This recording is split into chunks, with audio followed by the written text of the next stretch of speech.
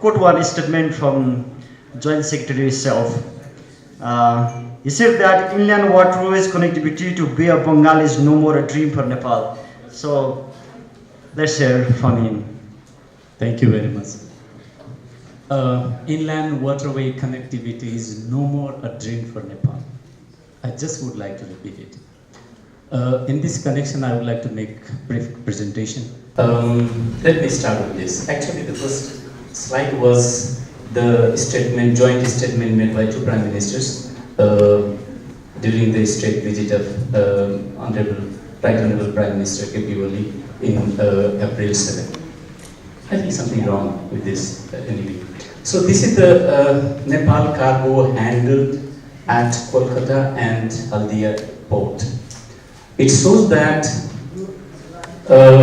at Kolkata port itself, in last 5 years, it has grown up to 134%.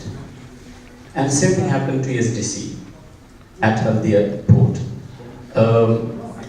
So altogether it is 23.7% at Nepal import container traffic month-wise, if you see.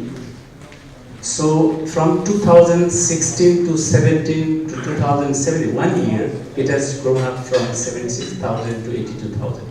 Probably there are good participants from trade and trade, so they might be knowing this figure very well. So in this context, the situation is like this.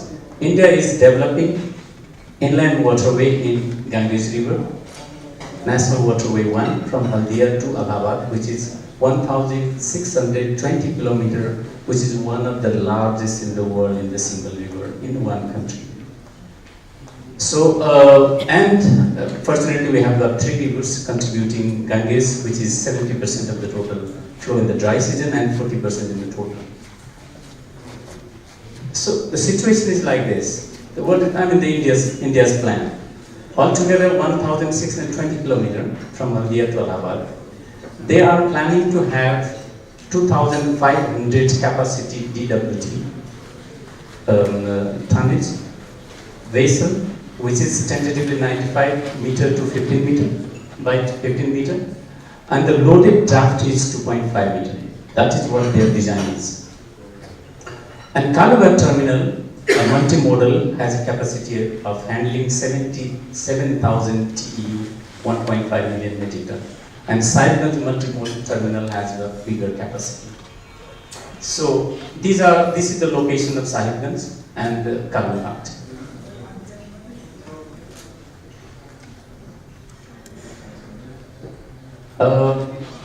Sahibganj terminal is a multimodal, which is 635 kilometers from Kolkata. And there is actually this terminal is on the right bank. So Nepal is on the left bank, so we need to have some sort of crossing system, that is roll-on, roll-off system. And they will have another terminal on the other bank. So they will be crossing the river with a the containers loaded with the trucks. And that will be transported by road to Biratnagar, which is 150 kilometers only.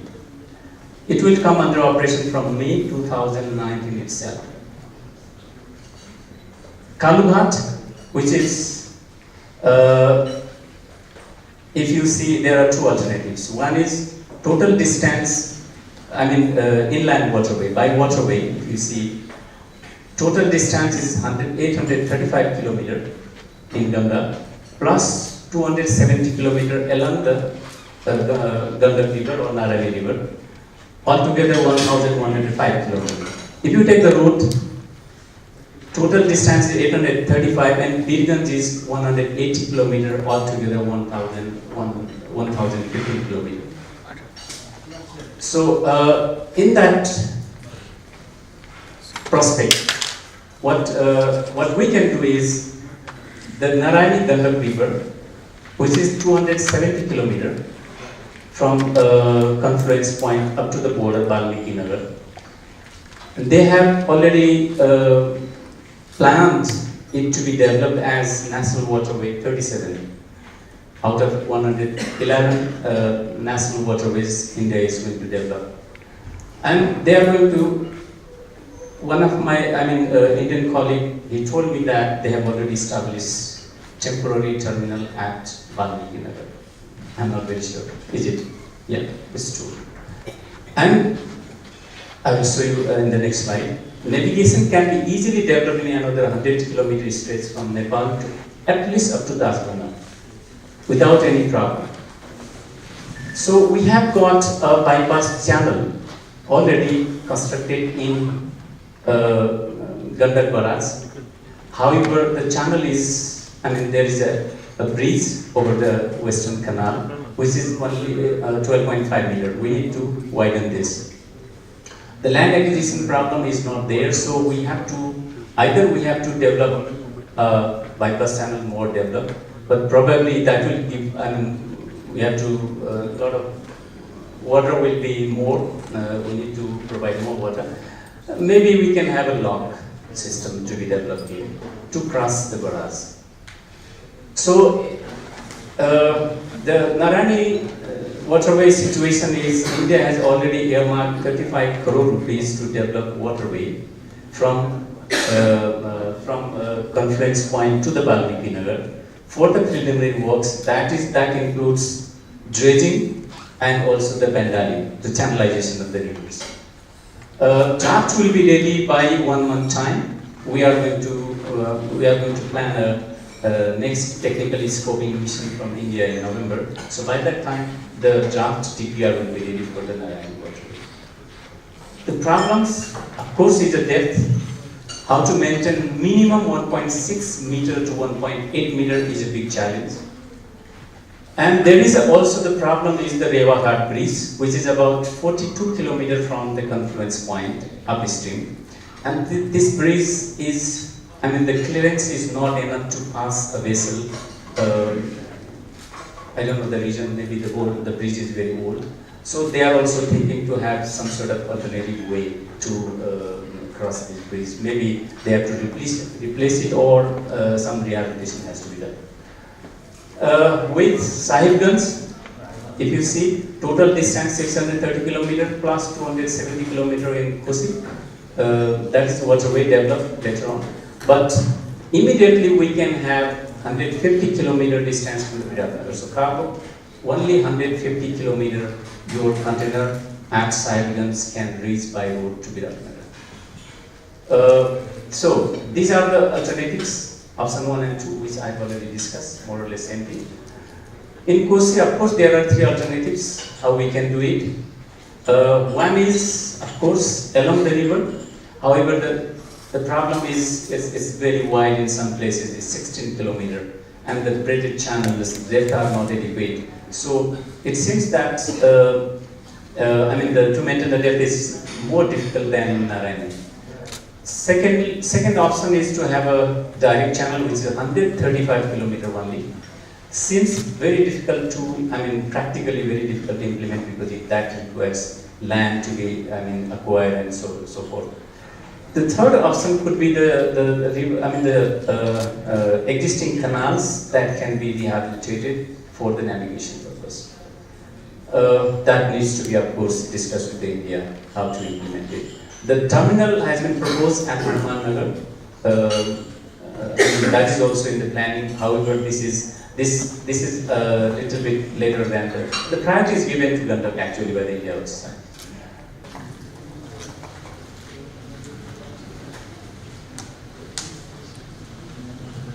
A return cargo of at least 64% of onboard cargo is required to match the cost of road transport. That is from Kolkata to Kathmandu. However, this return cargo is computed from the Patna. If you see here, road 100%, Patna, Birganj, Kolkata.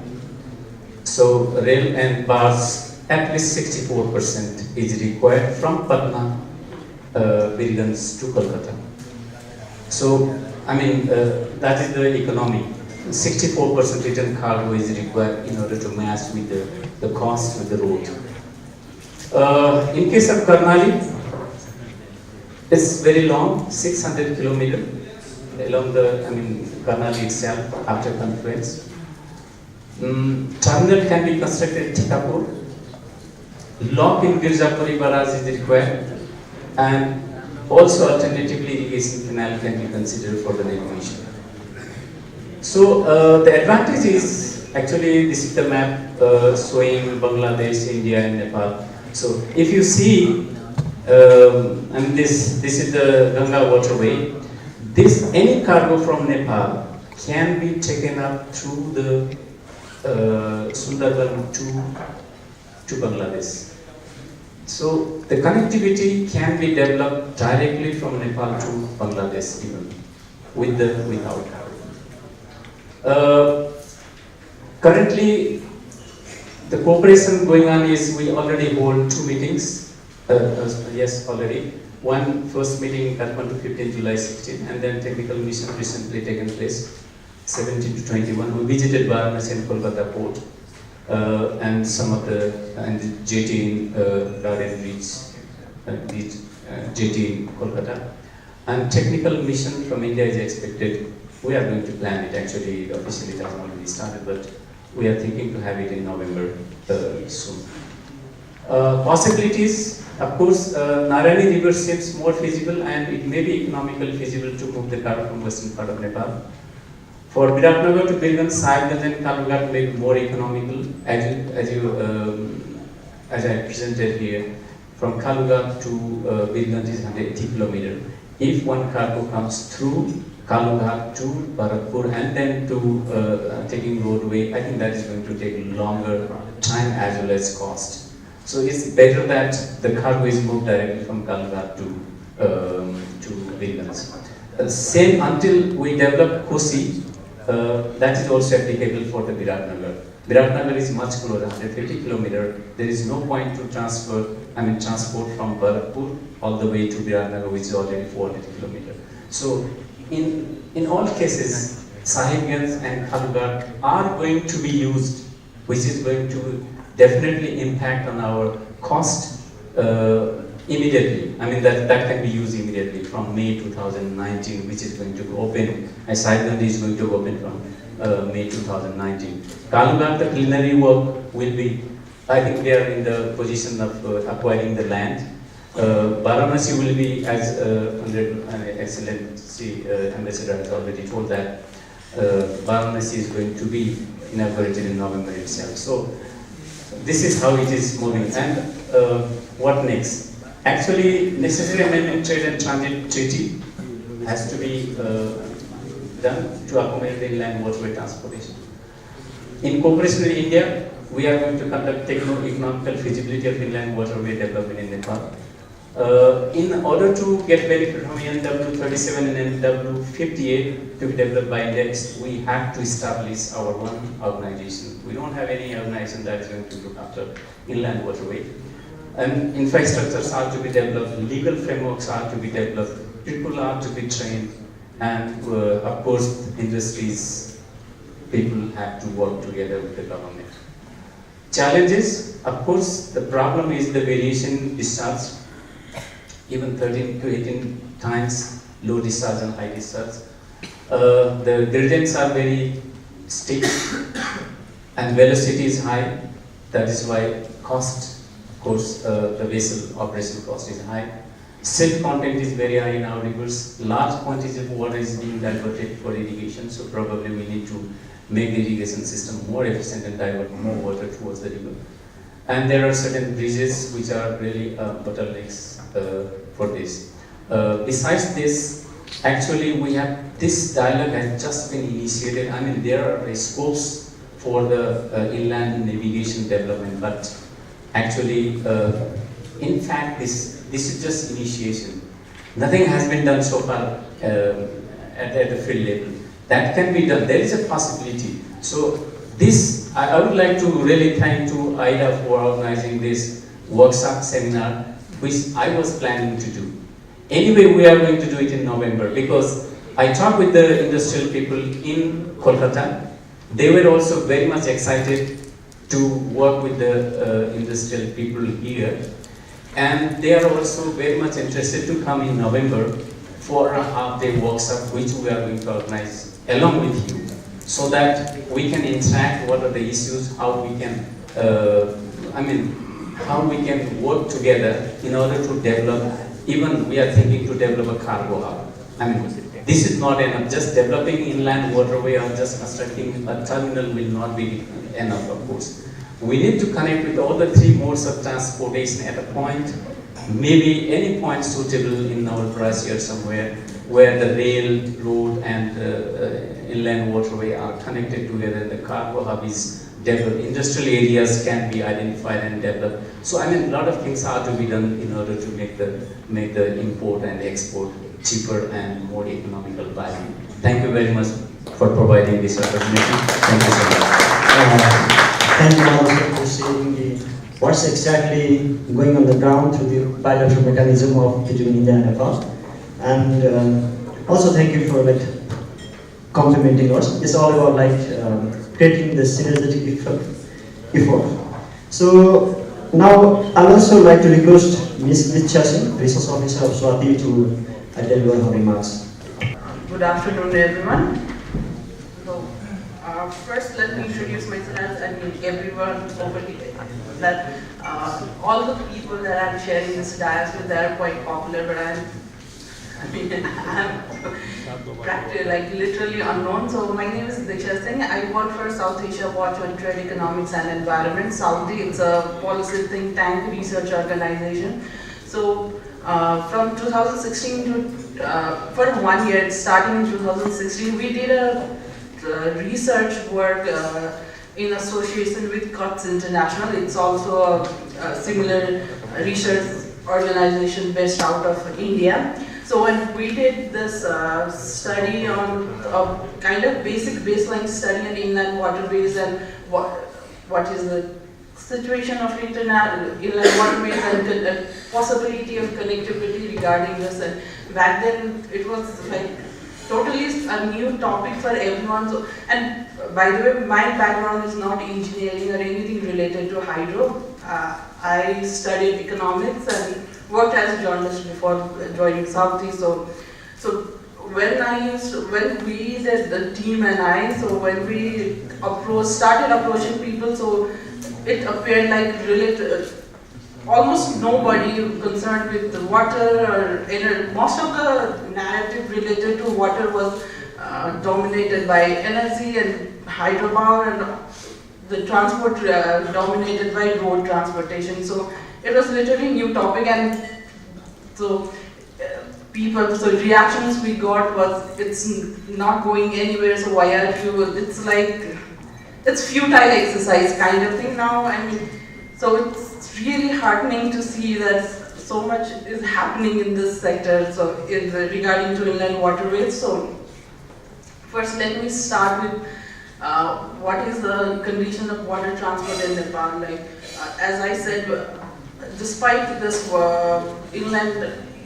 this water transport, despite there are many water resource plan, transport policy, and all of these plans and policies have included navigation or water transport as one of the viable use of water resources in Nepal, but there's practically nothing in that. There's no binding legislation, or even institutional matters are also said that there's no institution or anything that looked after inland transportation, inland waterways, water transportation. So that, and so basically up till now, I mean, still there are only water transportation available is that's somewhat resembles modern water transport. It's based in this Kali Gandaki A hydropower project in Canada. The hydropower project has created a reservoir because of the dam. So it's that reservoir is quite useful for the people to travel. There are steamer service around there. So there's stories and anecdotal evidences that it has made lives of people easier because it reduced time to travel and things like that. There used to be one similar service in Kosi. So it stopped because they ran into lots of problems because the operators, but from this year in April, so from Baisakh New Year, so there's one company, they have started this service. So that it's actually the only water transportation that runs parallelly to the flow of the river. So it's they over there also in the Kosi, they run this service from Kosi to Arun. So apparently that service also had made life easier for people from up in the hills near Bhojpur and Thankuta. So and rest of them, it's this wooden boat used to ferry people from one bank to another. It's like basically whatever water transportation, it's like it works as a bridge.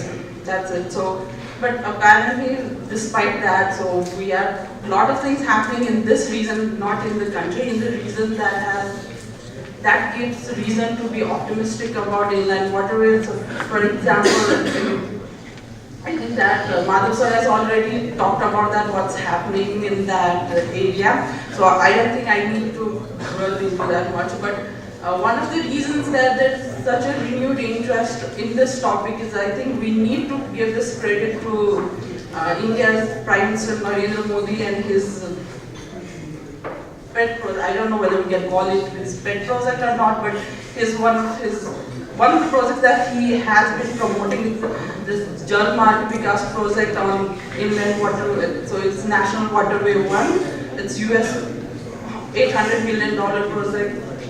So partly funded by World Bank. I think it's so all of this. So that is one of the reasons. So obviously why we need inland waterways is like it has already been. I have Prime Minister also said why it's cheaper, more reliable, and all those things. And obviously, it's for us, it's a one additional mode of transport. So it's always better to have better to have options to choose from. So and okay, so again going back to India and why it's India and Jal Marg Vikas project and its impact on our understanding and our own initiative. So India and why it's important for us because India is one of the saving points of Jal to make that project financially viable. So Indian government has decided to increase its cargo movement from inland waters, which now is around 3.5% of total cargo movement, to 15% of by 2019. It was supposed to be 2019, but I don't think it's going to happen that soon. So, and one of the selling points for them was that Nepal-bound cargoes, the transit cargo, and also the cargoes originating in India itself could be transported via this inland waterways. So that's why there's like 2 intermodal terminals are being built, one in Kaluhat in Bihar. It's specifically, I think, Indian government's press release also specifies that it specifically is meant for Nepal-bound cargo. And there's another one being constructed at Gazipur. It's in UP, Uttar Pradesh, and that's also from Indian government's press release, and it's that Gazipur terminal will have a dedicated terminal for exporting liquidity, LPG gas to Nepal. So, and there are other lots of stuff going on in India that's to develop that National Waterway 1, that's the river Ganga for all of us.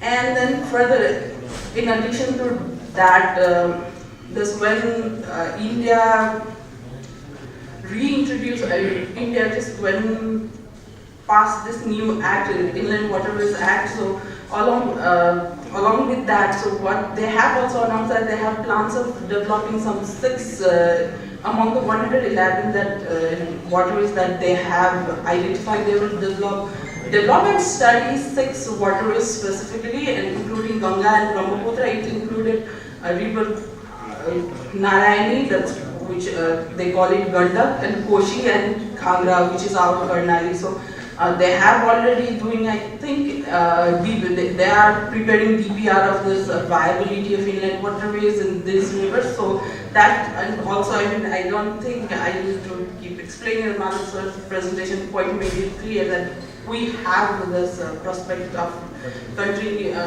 getting connected to India via inland waterways. So, and besides that also he presented that there's possibility of getting connected to high seas via inland waterways and Bangladeshi waterways as well. So, India and Bangladesh has protocol on inland water transit and trade. So, if we also get someone sign some kind of protocol or agreement like that, then we may also be able to get access to Bangladeshi waters, and Bangladesh, I think 2/3 of its, I may be wrong, I don't remember the exact figure, but almost 2/3 of its arterial traffic freight traffic takes place via waterways. So that, and if we get connected to that, there's always obvious advantages. And already Bhutan has already signed similar agreement with Bangladesh to be allowed to use its water, inland water, so why not Nepal? So, but yeah, and okay, having said that, all the good things about waterways, but it's not as easy as it sounds. I mean, so one of my comments was, what is going to happen with the barrages? And apparently their plans is to not dismantle barrages, the Kosi and Gandak barrages, but find a new route somehow to get connected despite the barrages. And so, and yeah, Gandak barrage does have this siphon to allow boats to pass through the border, but it's right at present it's impossible. I mean, it does not even have water right now, it's just full of sand. So but yeah, I mean, it is great to see I don't know whether it is great that there won't be any, so they are trying to circumvent barrages somehow. So it's like a biggest concern. So right now, so if we can set aside all these issues regarding technicalities and everything, and so about the infrastructure itself, but currently in the immediate future, what we see possible is getting connected to inland waterways for trade purposes. So we can, I mean, that's what the crux of this April's agreement this understanding was. It's to allow Nepal to use Indian inland waterways for freight movement. So I mean, for that, I mean, a lot of agreement has to be done, and more people from Commerce and Ministry of Commerce has to be involved, I think. So, but yeah, and one of the biggest points made for the case of inland water, getting connected to India's inland waterways, it will make it will make trading cheaper. But before we jump to that conclusion, it's obviously on the paper it's cheaper, inland waterways is cheaper and all, but practically will it be? So a lot of our transit trade is done through India. Almost 70 to 80% of all our transit trade is being done through India, and but yeah, and it's being done through India. So, and at the same time, we need to understand that almost 3/4 of the transit, 3/4 of the import cost is incurred during transit trade. So it's like, so we have Mr. Rajan Sharma here. He's from Nepal Freight Forwarders Association. He might be able to elaborate this with practical terms. So basically, what I'm trying to say is, it's because of, okay, I'm not blaming India for that matter, but because of the transit trade, we are paying more for our imports and exports as well. So it's difficult to, so trade facilitation has suffered because of transit regime. So for that matter, we cannot just saying that getting connected to Indian waterways will make our trade swifter and cheaper would be kind of a bit fallacious. So for example, the Visakhapatnam port, so I think if he speaks, he will give more regarding that. So yeah, so I'm concluding this. So basically what I'm trying to say is, we need to be sure, we need to do good research, involve hydromorphological research, economic and environmental research. So there are some there is some kind of dismissive attitude as well that no, inland water is not possible in Nepal, so why bother? So that attitude is also not good, but at the same time so the point is, so we all have learned during, from our Nepal-India water-related treaties like basically Kosi and Gandak and Mahakali and all that, that we sign the treaties and we hold the discourse later on, whether those things were the dotted lines that we signed, the conditions we signed were good or bad. So we do that later on. We are kind of retrospective in that sense. So instead of falling into same old, kind of mistakes, so it's better to have more discussion on that. And so yeah, and along with that, so we need to also see that whether we can develop domestic inland waterways, not only international, maybe start from small and upgrade it. That should be also in our government's agenda. So that's it, thank you. Thank you, Vishal, for your presentation. Exactly, I learned lots from your research paper, and they have started on your days, so they are well known today. So you have started today, maybe you will be well known tomorrow. So now I'd like to request Dr. Uttam Sinha sir, Senior Fellow of Nehru Memorial Museum Library. He is associated with IDSC previously.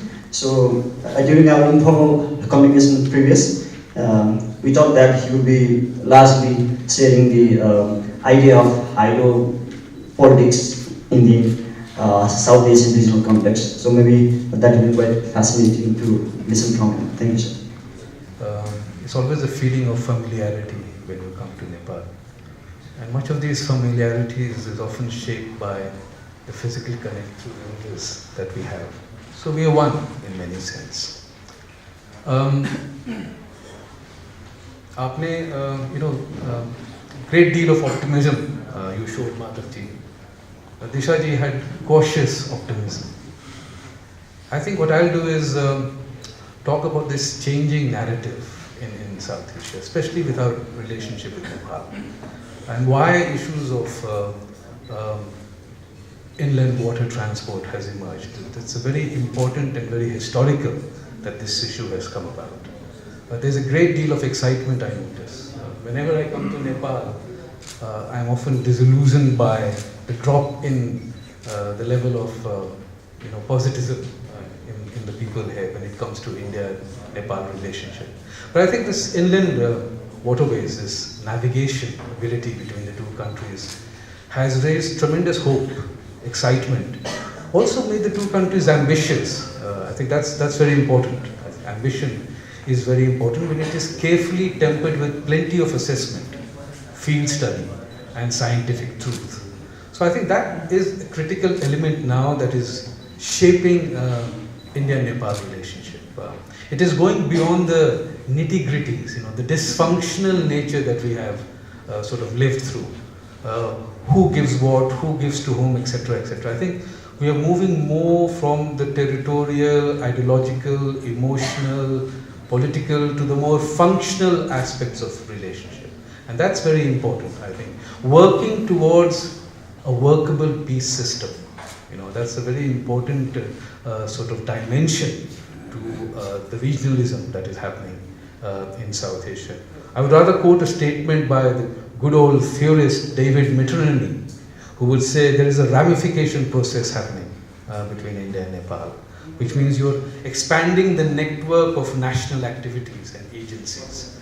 You're bringing these elements together in understanding the very complex dynamics that physically exists between India and Nepal. So I think what we're doing is we are trying to, in some sense, develop opportunity structures. That's very important. Developing opportunity structures which determine a set of feasible options. I think the feasibility level of this navigational ability of inland rivers is something quite important that we have to take into account. I think the narrative is also being shaped by some new words. I mean, we're not talking about hard security and the mistrust and the misperceptions existing between the two countries and South Asia and all. We're talking about issues like sustainability. We're talking of issues like efficiency. We're talking of issues like resilience. I think these are new words that are defining the relationship between India and Nepal. And we have to catch upon these words. I mean, these are the words of the 21st century. We're no longer living in the past. And often this age has been described as an age of apologies. We tend to apologize for the mistakes of the past. And I think India and Nepal relationship has to look into the mistakes of the past, the lost opportunities, and has to create that kind of space through technical studies, through assessment, through careful planning, through field work, through new knowledge. We shouldn't escape from the scientific reality and the assessment, but we should capture upon these assessments, these studies, these reports, and build upon a new relationship. And therefore, I think the April joint statement was a very significant and a very historical joint statement. It took us 19 years after the 1997 small statement that came out on the navigational ability, which Prime Minister Gujarat, when he visited Kathmandu. It's taken us 19 years. In 19 years, we've moved one step forward. This is the state of India-Nepal relationship. We have to take so many years to move forward, a small inch ahead. I think that reflects on the poor ability of our understanding the larger geographical reality that surrounds us. I think it's time now to proclaim that geographical reality, to understand it in a better light, and to move forward on these very important issues that govern the South Asian. It's a matter of aspiration. It's a matter of livelihood. These are developmental interventions that we all need to do to make this region secure, prosperous, and stable. And therefore, this narrative is something which is very critical to our entire relationship. And we must build on this new narrative, infuse new dynamism into our relationship, and take rivers as an issue of connectivity.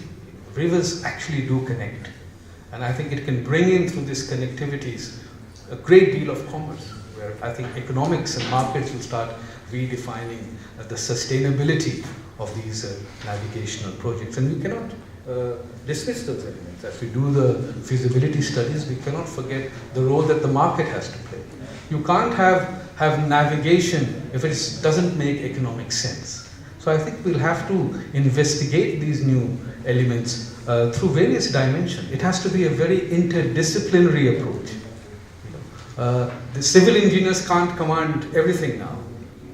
We have to take societal implications. We have to take ecosystem factors. We have to take the market and its operability all into account. So the interdisciplinary nature of such relationship has to be explored in a very interministerial manner. I think no ministry can command by saying that these are my rivers and this is the way to go about navigational abilities or that navigational strength. I think we need interministerial approach where we take in the Ministry of Environment along with the Ministry of Transport or the Ministry of Shipping, whatever be the ministry defined. And I think there has to be a larger existing interrelationship that needs to be also explored. So what is so significant about this inland waterways? And why is it creating so much of excitement between India and Nepal?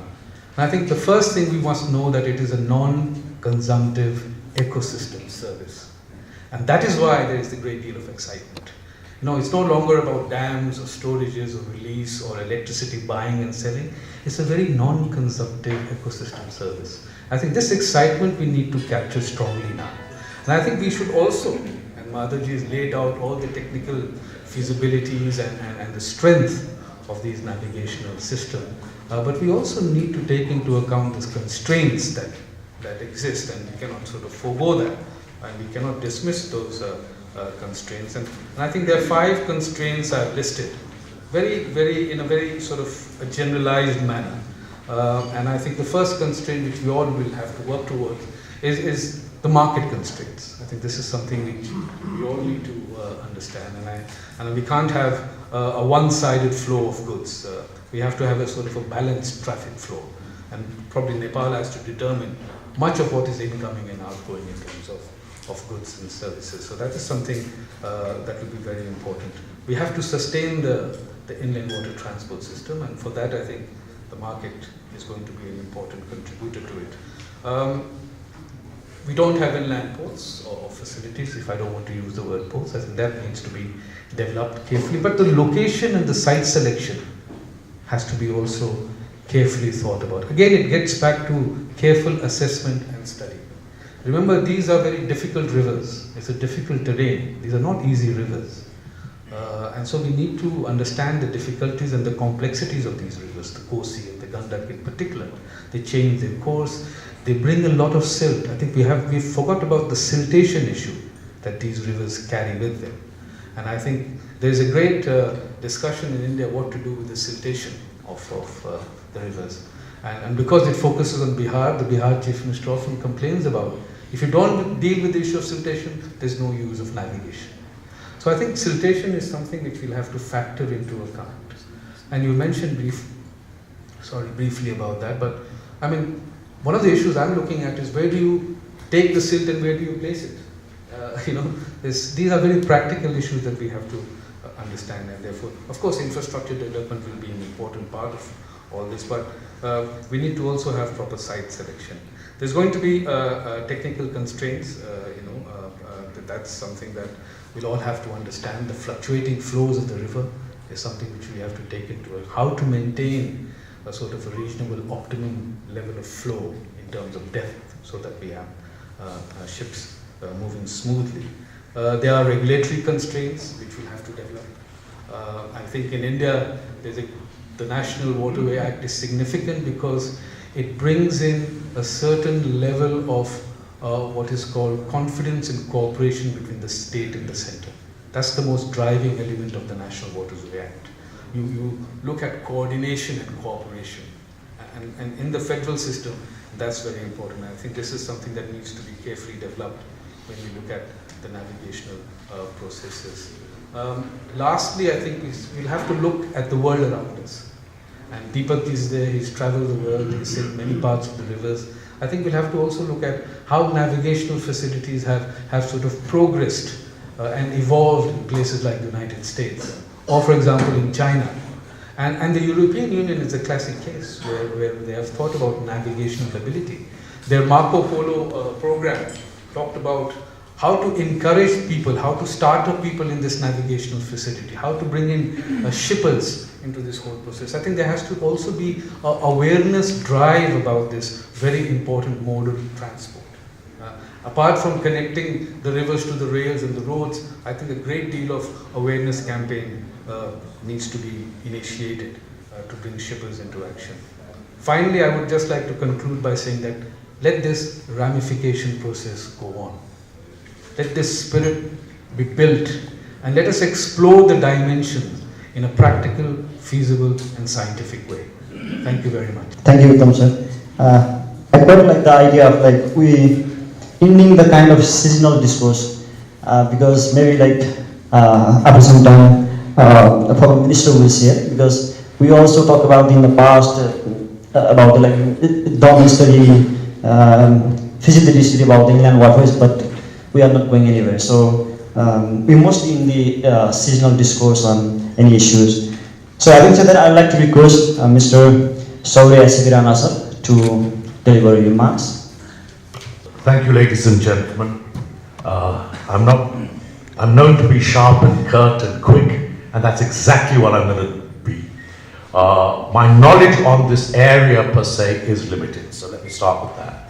Okay, so whatever I'm going to say, it's on behalf of the business community to the best extent I can make out from what they have to say, and I promise you 5 minutes, and most of what I'm going to say is probably questions which you will bring up from the floor rather than us telling you what it is. Yeah. And I've actually written something down because I thought I wouldn't waste time jabbering on and not getting anywhere. Right. Right. From the business diaspora's point of view, we have always opened to ideas, projects which add value to the economic chain of logistics in general. Opening potential new channels of connectivity is critical for us in the future, and I'm talking an extraordinary long-term view. So our waterway is going to be critical for us in the long term, knowing congestions, whether it be truck, transport, railways, etc. Yes, it is. And for this topic, my focus will essentially be on the economic impact as well. And economic impact, I'm really talking about people like Raj and freight forwarders, I'm talking about IPAN, etc., members who are here. One of the things that was said in your concept note was that import or export consignment takes on average 40 days from commencing destination to end of foreign destination.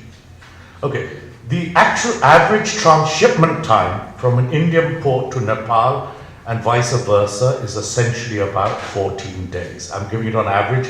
Rajan, correct me later if I'm wrong, but just bear with me on the averages, yeah? Out of that, let's say it's 4 to 7 days will be the travel time by truck from Nepal to Birganj, and maybe 7 days travel time for railways from Vishakhapatnam to Birganj. And I think the hold up there is that the engine has to be changed from a electric engine to a diesel engine in Baroni, and therefore it's taking time. So it also takes, on average, and really this can vary, another 7 days for clearances at the Indian customs and Nepal customs side. These transit-related costs are eroding Nepal's competitiveness. Yeah?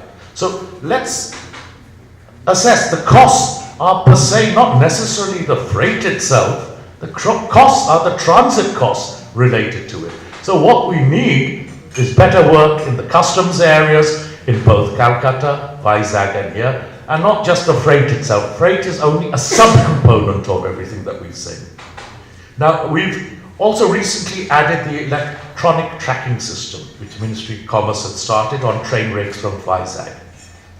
This is on a trial basis, and it has definitely reduced transshipment times and costs. It essentially means we don't have to have paperwork, it can come straight into our ICD in Birganj, etc. However, we're looking at applying this in Calcutta. I'm not a politician.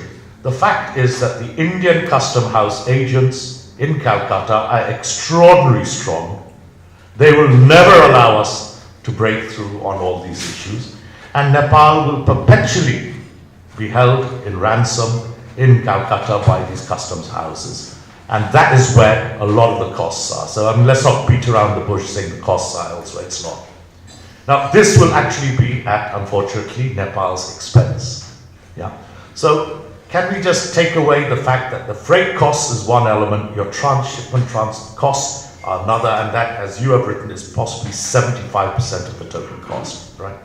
Now, getting back to this particular Jal Vikas project, I mean, as far as I've read, and I stand to be corrected by the experts here, we were informed that National Waterway 1 would take about 1,500 tons.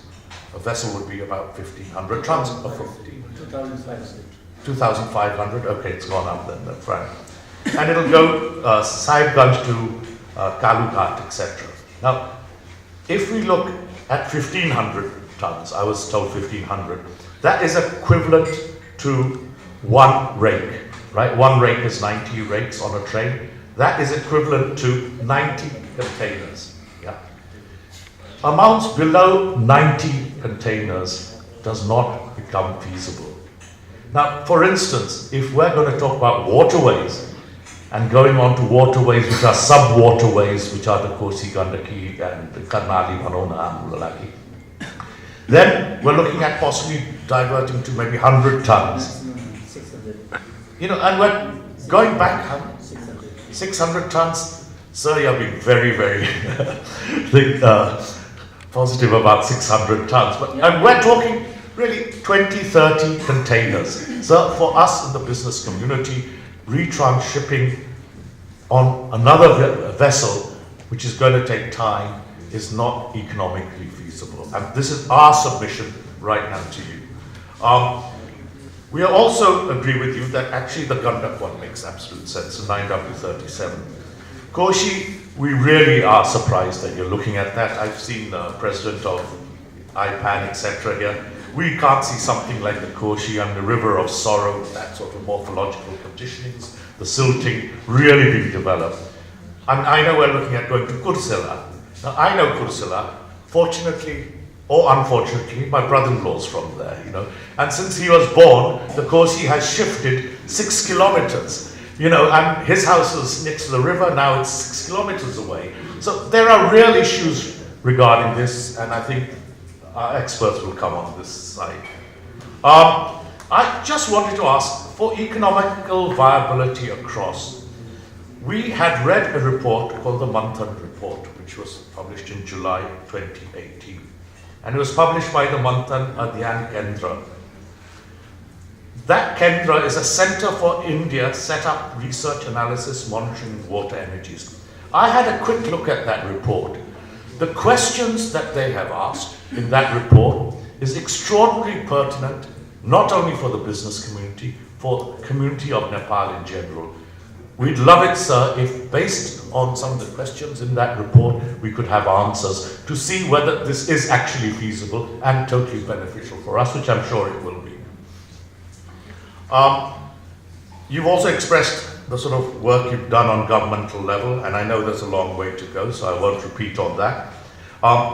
What we personally feel, quite honestly, from the business community, if there is a proposition here right now, and we're talking about within the next year, 2 years, 3 years, open up Kalugat, open up Sahibganj. If possible, can we have a train service or some sort of service which from these two areas directly link Viratnagar and they directly link Birganj? That has a possibility of actually making sense. On the other issues related to the smaller rivers, I really wouldn't want to comment on that. And just to conclude, on a positive note, since everyone's worried about the negative note, what Mr. Amitabh Verma, Chairman of Inland Waterways Authority of India, said, and I quote him and I hope he's right, once the Kalugat terminal is developed, the transportation of cargo from Kolkata to Nepal through waterway will be cheaper as compared to railways and road by 26% and 13% respectively when return cargo is available. Now, if this actually turns into a reality, I assure you the Nepalese diaspora would be extremely happy. Thank you so much for sharing the ideas by representing the business community of Nepal.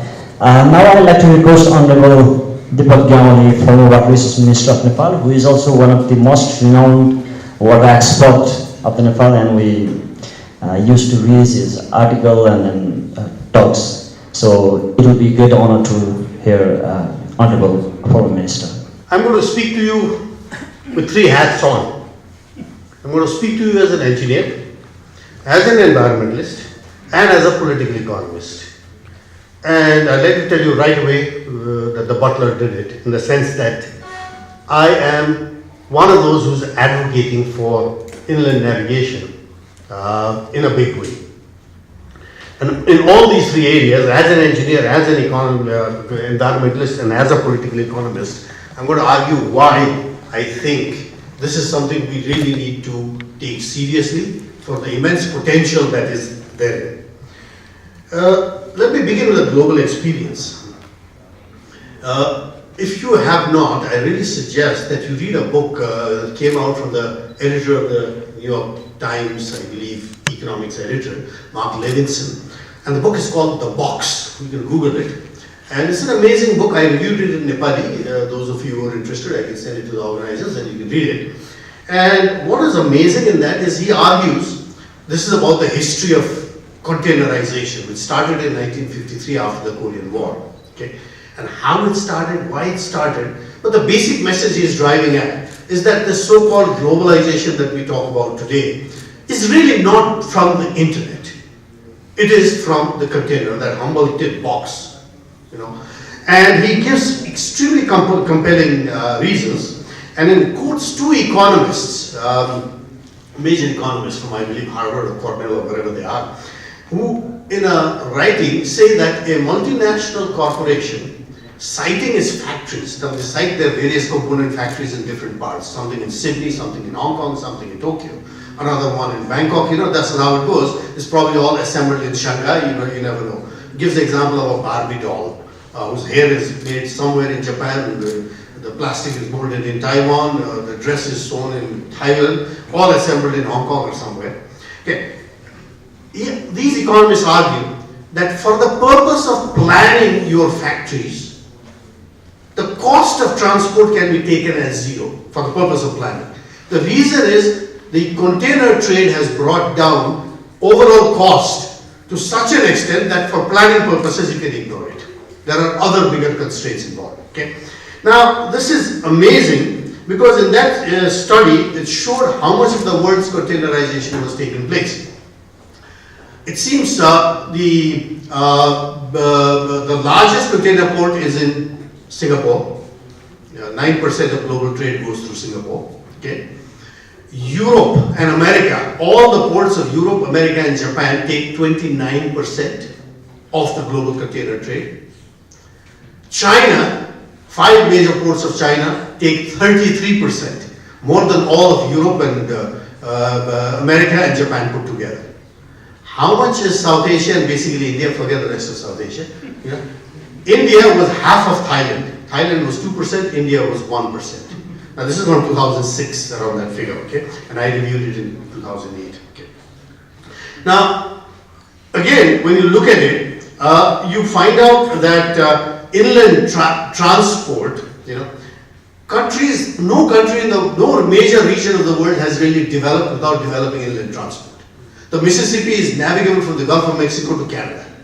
The Rhine is navigable from Switzerland all the way to Netherlands. The Volga, you can go from the Mediterranean to the Caspian, you know, the Volga-Don Canal and all that, and you can reach Leningrad, or in my days, but now St. Petersburg. Okay. The same holds for, you know, Danube and all that. Okay. So this is, you know, no region is developed, and we have not. The Ganga used to be navigable in the pre-British days, which was destroyed by first the railways, and second by the trucking industry, which has also destroyed the railways, by the way, almost practically destroyed it. So this is what it is. Now, in inland transport, China began only in 1986 when their traffic started becoming really congested on the road. They started in 1986 and currently overtake the United States. That's how fast they have developed. And what I found out is interesting while doing this, that no more than 4% of India's overall trade takes place, this is internal trade, through rivers. China, it is 47%. Okay. Now, again, go to Europe and it's about a similar figure. Now, these are extremely important examples, you know, to realize that yes, we got to do it. And I'll tell you why. The kind of economics we do is irrelevant at this point. I'm going to talk about that a little bit later.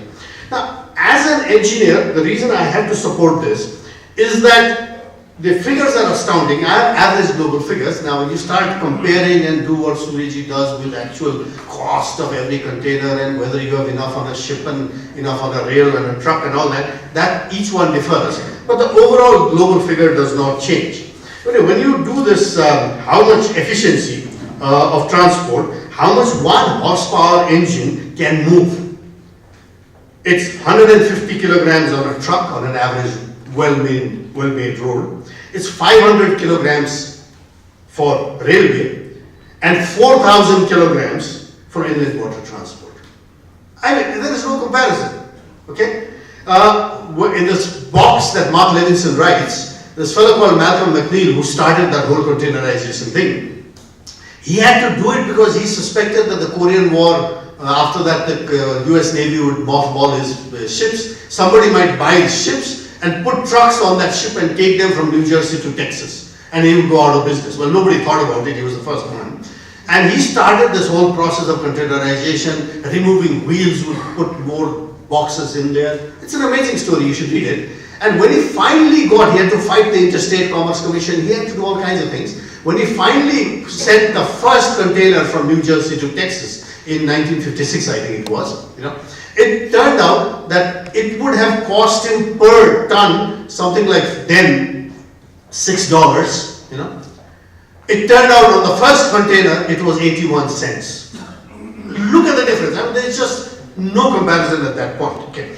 Now on efficiency, furthermore, when you look at energy, you know, of megajoules consumed per 1,000 ton-kilometer of good transport, it's another amazing figure. 230 megajoules is only consumed by shipping, 230. Rail is double of that at 430, and truck a further doubling of that at 920. So, as an engineer, there's just no, the efficiency is just way across. It's not easy to build, that's for sure. And I was just joking with Suryaji that much of this might not happen in our lifetime. Let's not kid ourselves. These are very long-term propositions that we have to do. So as an engineer, I would really have to argue this. I would like to, Dikshaji raised this about internal inland navigation in Nepal. And I'm glad you raised this about Sunkosi, because I studied that when people were bringing goods up to Tolalghat and using rafts and actually taking things down to Bhojpur when there were no roads. It was a roaring business. They got destroyed by these bad roads, these Dozer Atanka roads that we build now. But it was amazing, it was cheap, you can calculate it. And you talk to those guys at Tolalghat who were doing this business, they were reaching parts of Bhojpur and Okaldunga and all that could not be reached except by porters, taking many, many days. Okay. Now, Budi Gandaki, I wish Barshamanji was here, I believe he's having a hard time with his own Prime Minister. Budi Gandaki is not a hydro project, it's a multi-purpose project. One of the multi-purpose benefits of Budi Gandaki is that it's a reservoir of 40 kilometers straight north. 40 kilometers from Malaytu, right next probably to the Chinese border, upper north, Gorkha. Now if you had to build a road to reach that same place and not use the Budi Gandaki reservoir, you would have to build, for that 40 kilometers, you would have to build 250 kilometers of road that goes up a mountain, down a mountain and up and down. That's the equivalent from Nagpur to Pokhara. So Budi Gandaki obviates the need to build 250 kilometers of road with all the trucks running on it on diesel and everything. When you just put it on a simple barge and move your cement, your grain, your chart, dandi, whatever you want to, all the way up there. There is just no comparison. Okay? So that's for the engineering part. Also, let me remind you that the US Army Corps of Engineers, is the biggest dam builder in the world right now, the US Army Corps of Engineers. You know what their first Ghatanades said? Why were they founded? They were founded to promote interstate commerce by building up on navigation. That's how they started. Which is why we should get all our armies just to start building navigation. Hopefully they'll never have to fight each other. Some use will come out of those big massive institutions. Okay. The second, now let me speak about as an environmentalist. You've heard of E-flows. In every dam, I think, on the environmental impact assessment, there's this E-flow done badly, cut and paste jobs. It's ridiculous, okay? Now, E-flow is environmental flow, 10% of whatever we have to release rather than into the river for riverine life. It doesn't work, it's a thing. It hasn't worked for a simple reason that there is no political traction behind that E-flow. However, if you bring about N-flows, navigation flows will have to be several times more than the E-flow we allow. Which immediately means that E-flow gets subsumed under navigation flow, N-flow, and it's something we don't have to worry about at all. So we practically don't even have to bother to do an environmental impact assessment as far as the E-flow is concerned. Okay? Now, what is the importance of N-flow? E-flow does not have political traction, except a couple of crazy environmentalists like us shouting, nobody listens to us. Okay? N-flow would have environmentalists behind it, but it would also have the entire business consumer protection communities behind it wanting cheaper goods. So you would get at least some political traction. So this is why if you bring about N-flows, the important thing is currently in India and Nepal, what we have is a policy of sucking our rivers dry, and filling it up with back sewer. Try crossing the Bagmati bridge already now today between Patan and Kathmandu, and if you get stuck in the traffic there, it's stinking so bad already. In the month of May, you will choke and die. Okay, it's that bad. But if you do N-flows, you at least have to have A, water in the river, and B, relatively clean water in that river so that barges don't corrode and your bargemen don't choke and die, okay, with the methane. So as an environmentalist, some of my hardcore Indian and Western environmentalists say, oh, but there's all the dredging and this stuff. Ganges is a river, Ganga River is a river that flows where 500 million people live, for heaven's sake. You're expecting a California free-flowing river in this part of the world? Forget it. As an environmentalist, I am prepared to go for the second best option, which is to have at least some clean water in the river. Okay? So this is where I think we really have to work on.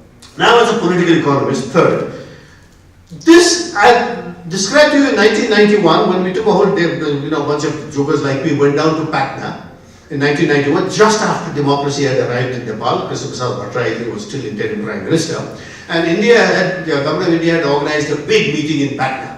Because now Nepal has democracy and we can do all kinds of things. It doesn't seem to quite work out that way, even 2006. But history repeats itself. But we were down there, and all the big Indian names were there. Muchkund Dubey, the Foreign Secretary, he had just retired, I think. M.A. Chitale, the great waterman. He got a Stockholm Water Prize also. He is the Water Secretary of India. I mean, he is the prince among Indian hydrocrats. You see.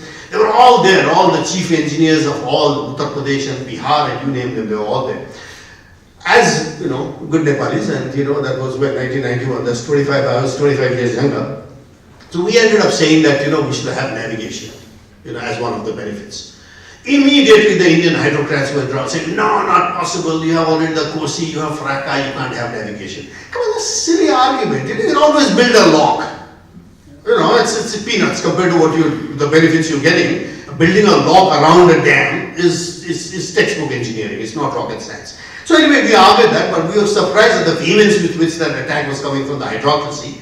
And we were then pleasantly surprised when all our Bihari colleagues, professors, all kinds of people, got up in unison and said, why is Delhi objecting to Nepal's proposal for navigation? Bihar is as landlocked as Nepal is. And if there is navigation for Nepal, Bihar will benefit more and before Nepal benefits.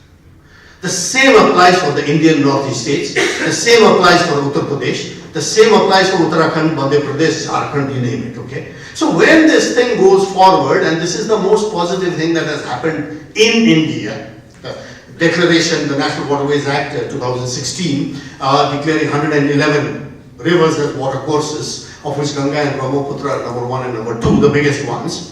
I was at a meeting in Shillong when this was decided. There was only Keshav Powder, Spotlight, and myself. But Bangladesh had, this is 2016, but Bangladesh had brought a 148 member delegation led by 2 ministers. Okay. There was a subsequent meeting after that on the Brahmaputra where I see Dr. Dwarika Dangal hiding in the back, former water secretary. He took part. Now, Brahmaputra is moving much further, and I would suggest that our Ganga folks go try learning first from Brahmaputra, then try learning from the Mekong. I mean, these areas have done amazing work. With Mekong, we are at least 30 years behind, South Asia and Ganga. So there's a lot to learn there, okay. This was in 1991. The subsequent 1997, Dr. Anand Bahadur Thapa, when he led the Nepali delegation for the Kosi talks, it was the first time in 1997 that a MOU or whatever the document is, that navigation is included. This is the major achievement. But again, as was said before by the Honorable Ambassador, nothing has moved. 20 years already. Okay. And then subsequently, it was the Shillong meeting in 2016, the passage of the Inland Navigation Act of India, which is an amazing thing. Now, let me get to that political economic part and why, as a political economist, I support this very much. First of all, much of water cooperation between Nepal and India for the last 60 years has been a dead end. Mahakali Treaty is practically dead last 22 years. Even though it was stated that DPR would be done in writing in 6 months and so on and so forth, okay? Nothing has moved. And nothing will move. Why? For a very simple reason. The very simple reason is that most of these big projects with big storages are not hydroelectric projects. They are multi-purpose projects where the stored water, the stored volume, nobody is bothered about bagi rahego pani. Let it go bagi rahego. It's been doing it from the time of the rishis and munis of Vedic times. Let's not bother about it. It'll continue. Okay. If you build a dam, spend $6 billion, $12 billion, and store that monsoon flow, that's produced water. It is not flowing water, and that has immense value. I have said it is Amrit Barabar. Because if you look at Uttar Pradesh and Bihar, these are land rich and water scarce areas. Forget Nepali Tarai, I mean it's peanuts. Okay? It's saying Nepali. Uttar Pradesh and Bihar, you can get electricity, and currently electricity pricing being what it is, India does not need electricity from Nepal. They have a surplus. Okay? So forget this idea of building hydropower and exporting to India. That's nonsense right now for the coming 10 years. Doesn't make any sense. The pricing is not there. It's water.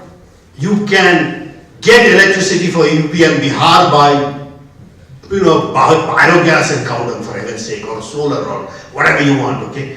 Try irrigating the fields of Uttar Pradesh with petroleum. You can't do that, you need water. This is where it becomes, the political economy now comes into play.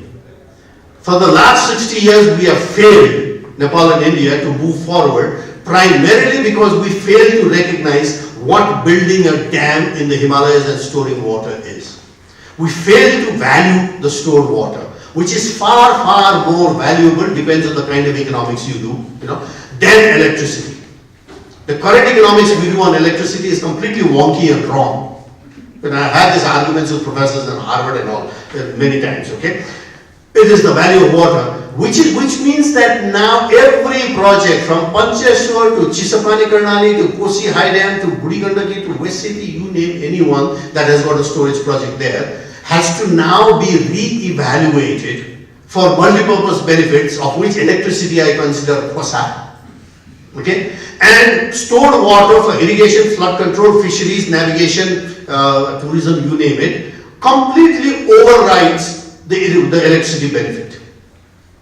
Okay? So every project, and even the Mahakali Treaty and everything now really has the Kosi Treaty, everything has to be revisited in line with the Indian National Waterways Act.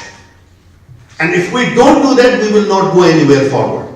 The moment we do that, we will suddenly find out that these are economic benefits, ripe mangoes waiting to be picked. I will finally end by basically arguing that there's a big mistake in the kind of economics we do, and I'd like to ask the Chamber of Commerce to sort of rethink their economics, okay? I mean, it's crazy. It's basically the premises of the economic calculations are wrong. Okay, and we can go into that, right? But where I'll argue with is, where it's wrong on principle, is that you cannot treat this kind of produced water as a private good. There are many types of goods, you see. There is private good, which markets are brilliant at allocating through the pricing mechanism. There's no doubt about it. But there is also something called public goods. And public goods are not that easy to trade or exchange because they have intergenerational consequences, they have environmental consequences, they have social consequences. Most infrastructure projects are public goods. They are not private goods.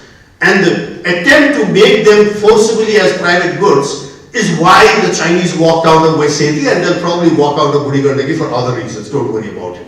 You load the entire cost to electricity and take all the public goods like irrigation, flood control, and all the other navigation benefits, and don't price it into the cost of the dam. Electricity is priced out of the market.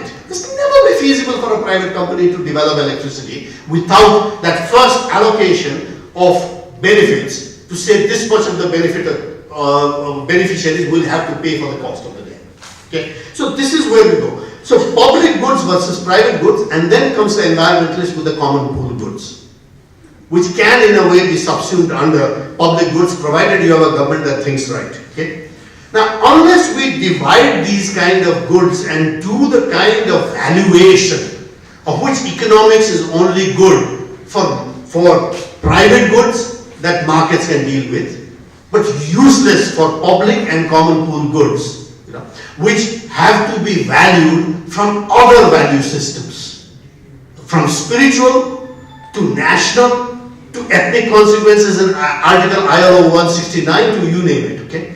That is why I think there is the importance now is this possibility of inland waterways really opens up avenues for us to rethink our water discourse, to rethink the way we go forward with our projects, to redefine our ultimate goals, and really move forward in a very challenging manner. I think this is the bright opening that we have in front. Whether we have the political wisdom to go ahead is a different question. Thank you very much. Thank you, Prime Minister, for your thought-provoking ideas and opinion.